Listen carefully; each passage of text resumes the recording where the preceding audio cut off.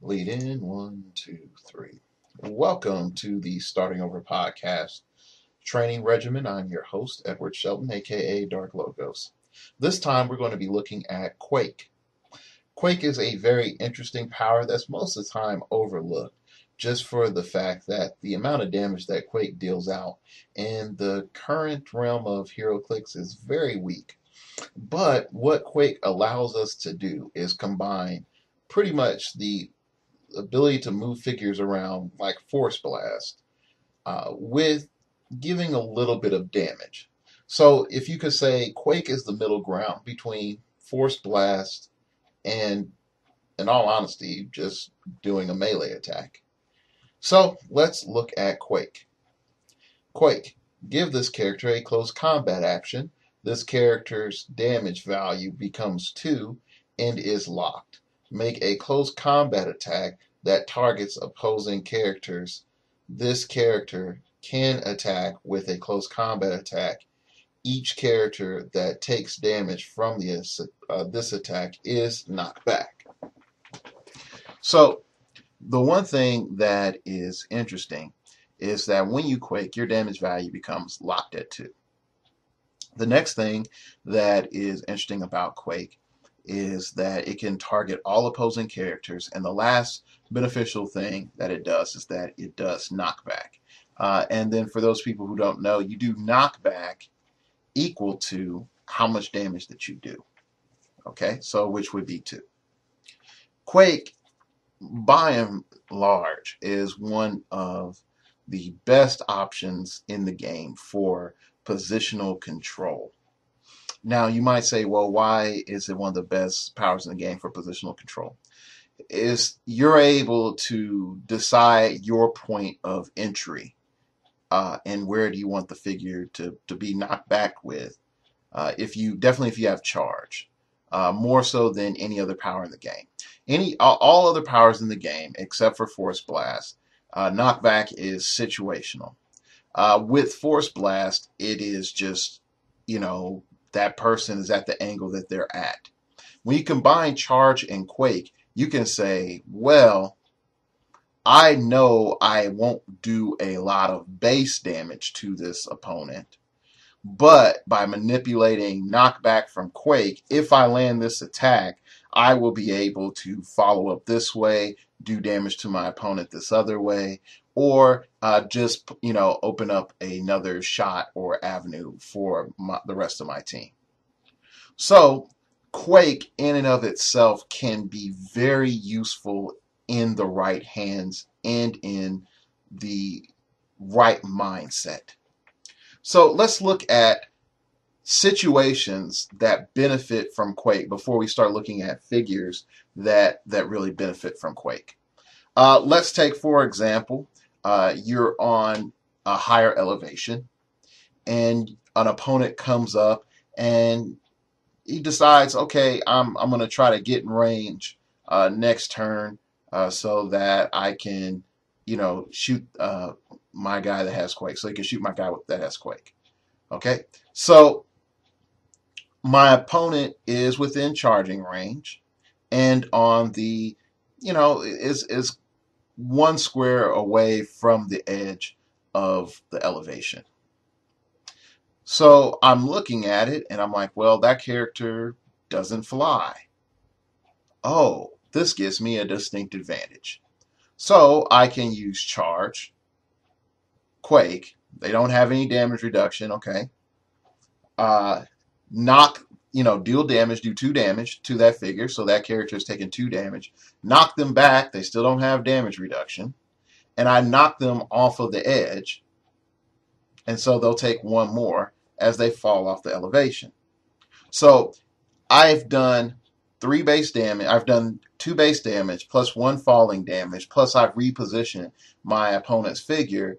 And so now they have to decide how are they going to, shoot my figure again. Or another thing they can consider is how are they going to get up top to deal with me at my elevation. Okay. Another great advantage for Quake is if you're able to just get this line of fire on a very a very delicate situation. All right, let's sort of go back to one of my examples. You can charge, and you really you look at it, it's like, oh man, I want to have my ranged attacker make this shot, but this other figure is in the way. My opponent, put this figure in the way. But if I come in charge at this specific angle and I do Quake, then I know that I'll be able to move that figure out the way, versus me just charging in. I may not be able to do enough damage to kill that figure. So then, you go in, charge, Quake, knock the figure back 2, and bam, that's it. Now, I want it to be clear, okay? Why do I say knock back 2? Well, if the opponent takes 2 damage, then they're knocked back 2. But if they have damage reduction such as toughness, then they would only be knocked back 1. Okay? So just sort of keep that in mind. I'm trying to keep it simple and optimized as possible. But damage reduction does factor into knockback. All right, so those are some nice situations where Quake can be useful. You can, try to Quake, knock someone into a wall. You can pretty much try to use most of the positioning tactics that was mentioned in Force Blast. So I advise you to go check out Force Blast and, see what elements you want to try to combine into Quake. Into your use of Quake. All right, so what type of figures really benefit from Quake? First off, giant figures, giants and colossals. They're the main ones that benefit from Quake.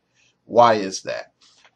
They can charge and just target a figure with giant reach and just knock that one figure that's in the back, further back. Okay. The other thing that benefits from Quake is you can already tell is a character with charge. That is really, really beneficial. The other thing that you might want to, consider with Quake, and let me sort of explain, going back a second, why giant reach could be really beneficial. Is that you do a close combat attack against sort of everyone in range, and giant reach allows you to sort of extend that for all those characters that you could do a close combat attack to by 2. So you have the square in front of you and the square next to that. So that really extends a good amount of space for you to just Quake, and it's a lot of damage that can be dealt out really easily. Definitely, like I said, when you combine it with charge and a whole lot of elements that giants have can really benefit from just the charge and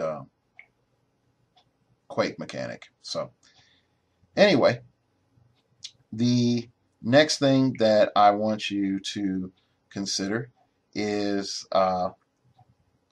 when you looking at charge,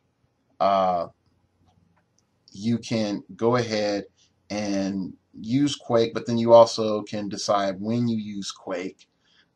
If you want to use a standard size figure or a giant size figure, I really wouldn't recommend it on Colossal. And I don't think we have any tiny size figures that use Quake, to my knowledge. And so those are, it's sort of interesting when you don't have.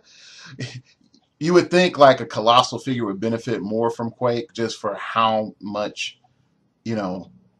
really how much more space that they can cover, and then definitely with a larger dial. But really, in most times, you're not cranking out more damage than you would with multi-attack. Let me rephrase that. You're not cranking, even with multi-attack, you're still not cranking out more damage than if you just use your base damage values -1. So anyway, so with all that being said, think about how you are going to uh, pick a solid figure with Quake. The other element that I would definitely say that you really want to have with Quake is damage reduction or super senses or both or shape change. Okay. You really want, once you get up there in range, you want to be able to live. So definitely probably some of the best combos are Charge Quake, Super Senses, Charge Quake Impervious, Charge Quake Invuln, Charge Quake Impervious Super Senses, or Charge Quake Invuln Super Senses. Those will be, your best options. I would also say you want to look for your Charge Quake figure to be in a midpoint range. Mainly, I wouldn't pay more than 100 to 120 points for your Charge Quake figure. You want to look for somewhere around, 75 to about 100 points. All right, so what is our training exercise going to be?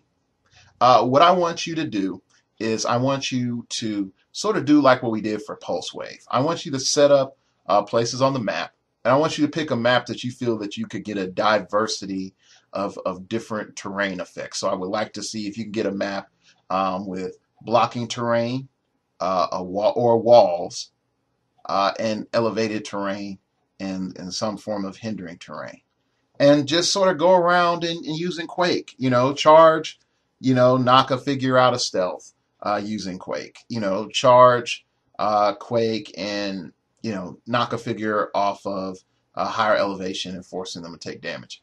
Get creative, see what things that you can find. One of the most destructive maps for Quake it really is the lava map from Hammer of Thor. I can't say like Musselheim.